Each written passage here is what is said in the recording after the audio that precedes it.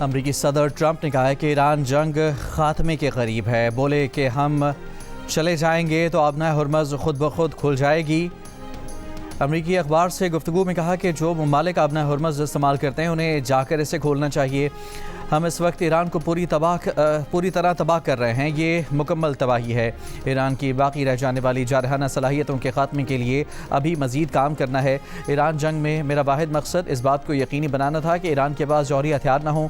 Iran अब जौहरी हथियार हासिल नहीं करेगा। इससे पहले ट्रंप ने कहा कि ईरान जंग में न कूदने वाले यूरोपीय ममालिक अमरीका से जेट फ्यूल ख़रीदें या फिर खुद जाकर हुर्मज़ से तेल हासिल करें। अमरीका अब हर मुल्क की मदद नहीं करेगा। ट्रंप ने यह ताना भी दिया कि फ्रांस ने ईरान के खिलाफ बहुत कम ताउन किया है।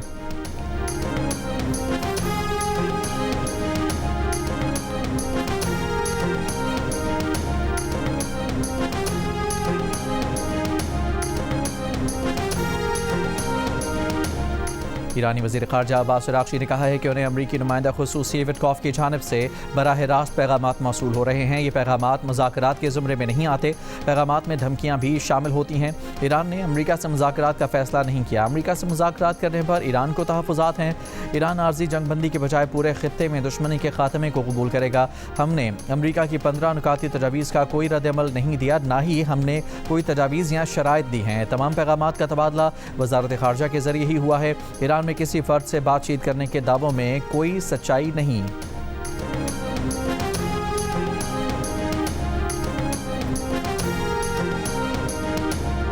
चीन और पाकिस्तान का ईरान जंग फौरी बंद करने का मुतालबा, शहरियों और गैर अस्करी अहदाफ, पानी साफ करने के प्लांट्स, बिजली तनसीबात और पुरअमन जौहरी इंफ्रास्ट्रक्चर पर हमले रोकने पर जोर। कहा कि अक़वाम मुत्तहिदा के चार्टर और आलमी क़वानीन के तहत एक ऐसे कसीरुल जहती निज़ाम के माहदे पर पहुँचना जाए जहाँ से देर पा अमन हासिल हो जाए। वज़ीर ख़ारजा इसहाक़ डार और चीन के वज़ीर ख़ारजा वांग यी की मुलाकात के बाद चीन और पाकिस्तान का मशरिक़ वस्ता में अमन और इस्तेहकाम की बहाली के लिए 5 नुकाती मुश्तरका इक़दाम सामने आ गया।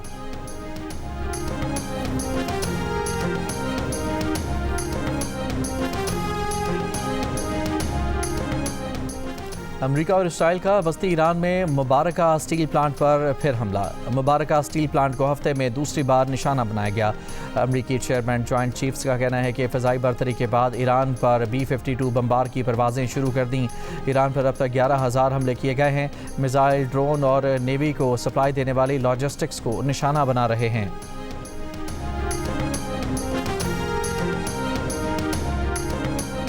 ईरान का अमारात के मनहाद बेस के करीब खुफिया अड्डे पर हमले का दावा। कहा कि खुफिया अड्डे में कम से कम 200 अमरीकी फ़ौजी और अफसरान मौजूद थे।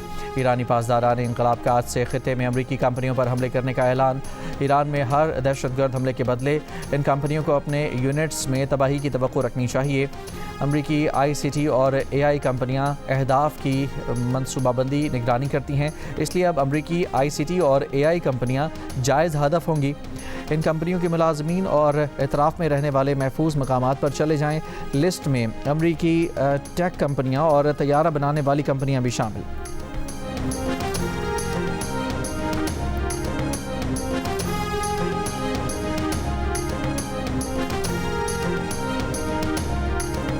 अमरीकी जंगी बहरी जहाज़ USS जॉर्ज W. बुश मशरिक़ वस्ता पहुँच गया। जंगी जहाज़ पर 4,000 अमरीकी फ़ौजी तैनात हैं। जहाज़ पर हाल ही में तरबियत मुकम्मल करने वाले ज़्यादातर नौजवान अमरीकी फ़ौजी हैं।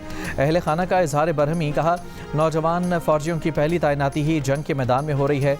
मशरिक़ वस्ता में 3 जंगी जहाज़ों में से जेराल्ड फोर्ड मरम्मत के लिए यूरोप भेजा गया है।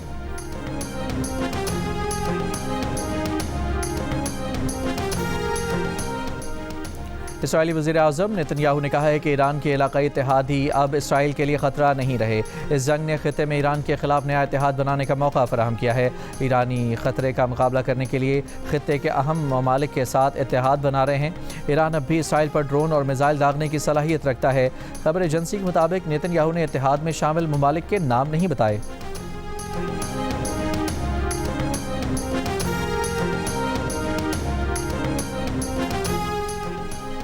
नेतन्याहू का अहम इशारा, खित्ते में जंग बंदी से मुतालिक क़यास आराइयाँ तेज़।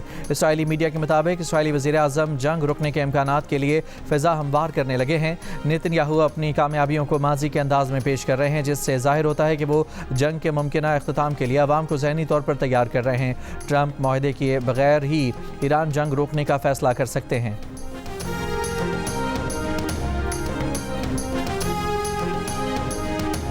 पोप लियो का कहना है कि उन्हें उम्मीद है कि 5 अप्रैल को ईस्टर से पहले ईरान की जंग खत्म हो जाएगी। मासूम बच्चों समेत हलाकतों पर अफसोस का इजहार। ईरान जंग के जल्द खात्मे की खबरों के असरात। आलमी मंडी में ब्रेंट खाम तेल 118 से कम होकर $104 फी बैरल की सतह पर आ गया। WTI खाम तेल की कीमत $102 फी बैरल पर मुस्तहकम। अमरीकी स्टॉक मार्केटों में भी तेज़ी। डाउ इंडेक्स में 2.5%, S&P में 2.91 और नेस्डेक में 3.83% इजाफा रिकॉर्ड। ओगरा ने आज से LPG की कीमत में 78 रुपये 28 पैसे फ़ी किलो इजाफा कर दिया। 1 किलो LPG की नई कीमत 304 रुपये 12 पैसे मुकर्रर। नोटिफिकेशन जारी।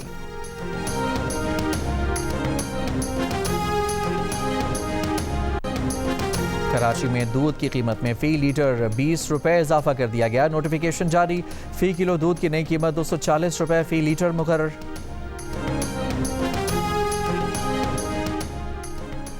मर्दान के इलाके रंगाबाद में मार्बल माइनिंग के दौरान लैंडस्लाइडिंग, पहाड़ी तोदा गिरने से मुतादिद मजदूर मलबे तले दब गए। 8 मजदूरों की लाशें और 3 को जख्मी हालत में निकाल लिया गया। इमदादी कार्रवाइयां जारी। लाहौर काहना में CCD और इश्तिहारी मुल्ज़मान के दरमियान फायरिंग का तबादला। 2 डाकू हलाक, 1 पुलिस एहलकार शहीद, 3 जख्मी।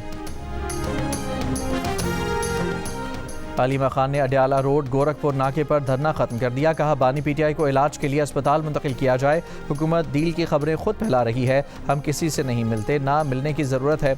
बातचीत के लिए बानी PTI ने महमूद अचकजई और अल्लामा नासिर को जिम्मेदारी दी है। जो लोग बोझ नहीं उठा सकते वो साइड पर हो जाएं।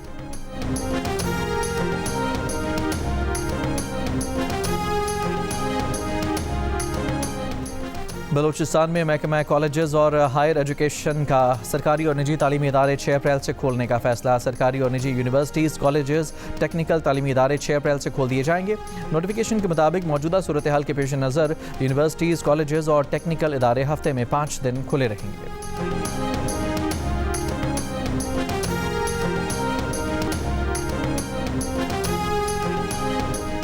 ईरान की पार्लियामेंट के स्पीकर मोहम्मद बाकर कालिबाफ ने कहा है कि फ्यूल प्राइस बढ़ने से अमेरिका में ग़ज़ाई अशिया की क़िल्लत की खबरें सामने आ रही हैं। अमेरिकी रहनुमा जब मेहनती अमरीकियों पर दूसरों को तरजीह दें तो यही होता है। अब अमेरिका फ़र्स्ट नहीं रहा, अब इसराइल फ़र्स्ट हो गया है। इसराइल ने ईरान जंग में साथ न देने पर फ्रांस से दिफाई मुआहदे ख़त्म कर दिए। इसराइल की वज़ारत दिफा ने कहा है कि इसराइल दोस्त ममालिक से असलहे की ख़रीदारी करेगा। अमीराती एयरलाइन ने ईरानी शहरियों की एंट्री और ट्रांजिट पर पाबंदी लगा दी। अमरीकी अखबार के मुताबिक ईरानी शहरियों को अमीरात में दाखिल होने और इसके ज़रिए ट्रांजिट की इजाज़त नहीं होगी।